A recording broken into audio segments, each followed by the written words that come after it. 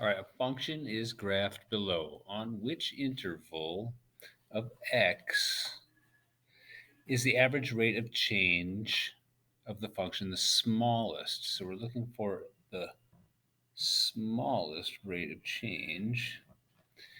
And we're going to have to do some math here with our pencil because we're going to have to figure out the rate of change for all four of these choices to decide which one is the smallest. So let's start with this one. X is 7 and x is 12. That's here and here. And the rate of change, of course, is just y minus y over x minus x. So 17 minus 4, y minus the other y over, start with the same coordinate, 12 minus 7. So subtract that, and you're going to get 13 over 5. I'll jot that down next to that choice and move on to the next choice, where they ask, I'll do this one. We got from 12 to 15. So this time we're starting with, or using these two coordinates. What's the rate of change here? And it's not going to be the same because this is not a linear function. So we have to do the math here. 27 minus 17, y minus y. Oops, I'm getting the answer in my head already. And 15 minus 12. Again, start with that same coordinate. So if I use this 27 first and subtract this 17, I have to start with the 15 and subtract 12. Y minus y, x minus x. Again, that was 10, and that's 3, so 10 over 3.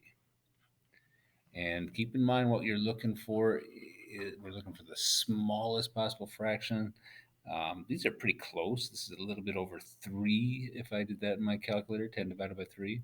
And this is about 2.6. So far the 2.6 would be smaller than this one, but let's finish them all because that's really the only way to get to the final answer. So here we want from 15, x of 15 and x of 32. So these two coordinates, again, y minus y, so 32 minus 27 over, start this here, 32 minus 15. And simple subtraction again, 5 over 17.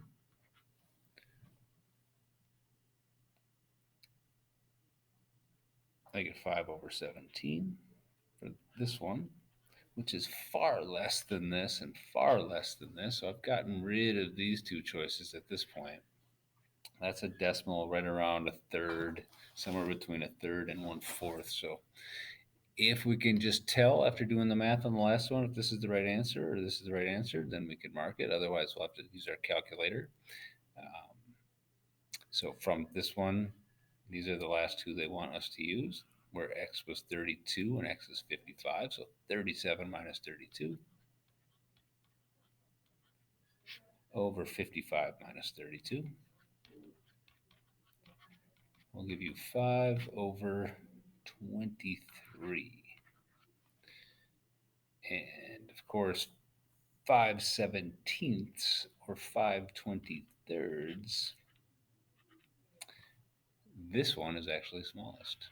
You could prove that with your calculator if that's a little bit difficult to tell, but 5 out of 23 pieces would be a little bit smaller than 5 out of 17 pieces.